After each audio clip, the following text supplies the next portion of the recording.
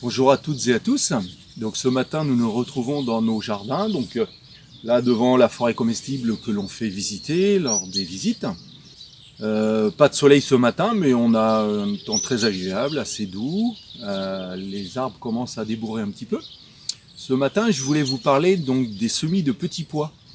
Nous avons fait le 26 février, donc en lune favorable, des semis de petits pois. On a utilisé deux techniques différentes donc pour vous expliquer un petit peu justement ce que l'on peut faire dans les potagers. Un avec toile de paillage artificielle et donc semis de petits pois sur paillage naturel. Donc on va vous faire voir quelles sont les astuces pour que vous puissiez reproduire chez vous. Nous nous retrouvons donc dans notre potager. Vous savez, le potager, enfin cette zone-là, donc on la gère plutôt avec des toiles de paillage. Ces fameuses toiles de paillage que l'on a, où on a inventé des outils, une machine donc, pour perforer et souder la toile. Donc ces toiles qui sont réutilisables d'année en année, hein. On a des œillets en plastique où on peut insérer les agrafes. Donc là, on a préparé donc, notre terrain mi-février. Alors un terrain qui est toujours un petit peu à tendance argileuse, un peu froid. Ceci dit, à l'automne, donc on avait couvert, vous voyez à ma droite, le jardin de feuilles et de compost. Donc on a simplement passé donc, la biobêche pour ouvrir le terrain, mais sans chercher à affiner le terrain. Ensuite, on a posé la toile de paillage. Et donc, je vous disais, le 26 février, on a semé donc, des petits pois dans les perforations. Alors, on a simplement posé les graines sur la terre. Ensuite, avec notre doigt, on a appuyé un petit peu sur la graine pour la mettre en contact avec la terre, mais sans l'enfoncer. Et puis ensuite, je suis venu mettre de la coque de sarrasin, donc l'enveloppe du blé noir, vous savez, là, qui dans les minoteries était jetée à une époque. Nous, on récupère donc cette coque de sarrasin et donc paillage très très fin, idéal pour les semis. Donc les petits pois donc, germent et passent à travers ce paillage. Donc vous voyez 26 février, mi-mars, les petits pois ont levé assez vite malgré une terre qui ne s'était pas trop réchauffée. Donc là ça a l'air d'être très très bien parti, tout sort là, on voit, bon, je mets 5-6 graines par poquet, donc par perforation. Et là vous voyez on a à peu près, enfin toutes les graines sont levées. Et puis à côté un petit peu plus tardif, mais c'est en train de sortir du paillage. Une autre zone, donc on voulait vous faire voir, hein, l'autre zone où on a semé nos petits pois, c'est donc dans cette zone que l'on appelle le potager de l'ombre.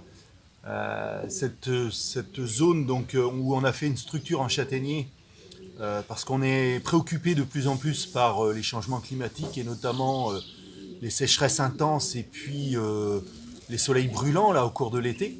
Donc en fait, on va couvrir sur une partie donc la structure avec de la vigne, des kiwis, des choses comme ça. Donc en fait, les cultures auront une partie du temps du soleil, une partie du temps de l'ombre. Et vous voyez, donc on a installé cette structure en bambou et puis on a rajouté un grillage de vent pour les petits pois. Donc là, c'est une zone que l'on a aussi paillée à l'automne avec des feuilles et de la paille par contre. D'ailleurs au passage c'est une zone donc, qui avait été un petit peu bousculée au niveau de la terre. On a présence de liserons, donc pour corriger au fur et à mesure donc, cette terre par rapport au fait qu'il y ait du liseron, on souhaite apporter que des matières carbonées et surtout pas azotées. Donc ça on peut vous expliquer par ailleurs là, lorsque vous venez visiter. Le paillage donc avait été mis à l'automne, on a laissé faire, on n'a pas du tout travaillé la terre.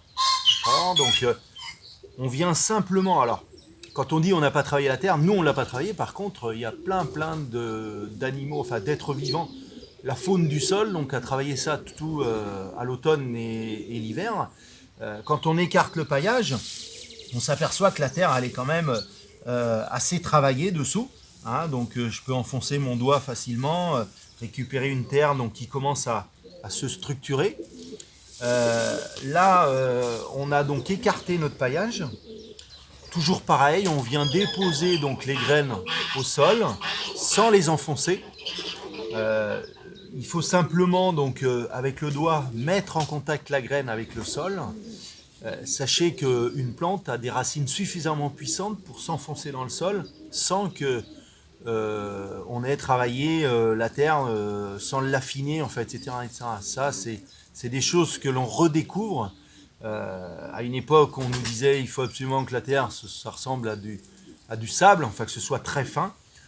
Nous, on s'aperçoit que c'est une véritable erreur, hein, on dépense de l'énergie, en fait, etc., etc. Donc là, on ne travaille pas du tout la terre. On vient mettre nos petits pois, les mettre en contact avec la terre. Et toujours pareil, on vient mettre 3-4 cm de coque de sarrasin sur la ligne où on a semé nos petits pois. Et on s'aperçoit maintenant du résultat, là, donc 15 jours, 3 semaines après, on a des petits pois qui sont parfaitement levés. Alors je dis pas, il y a peut-être quelques graines, on a semé assez fort parce que on a peut-être quelques insectes du sol qui viennent parasiter quelques graines, mais franchement sur la quantité de graines que l'on a semées, je dirais 80-90% des graines sont levées. Donc, écoutez, vous pouvez nous retrouver sur notre site internet, donc lesjardinskiteco.fr, où on vous explique pas mal de choses. Il y a déjà pas mal de vidéos en route. Vous pouvez aussi consulter donc ce que l'on fait, hein, que ce soit la visite du centre, les conférences, les outils, les toiles de paillage, enfin les kits potagers. D'ailleurs, au niveau des outils, n'hésitez pas à nous appeler si vous avez besoin de renseignements. On vous donnera des infos pratiques et puis on vous donnera 2-3 astuces par rapport à ça. Donc, écoutez, je vous dis à très bientôt. Bonne journée.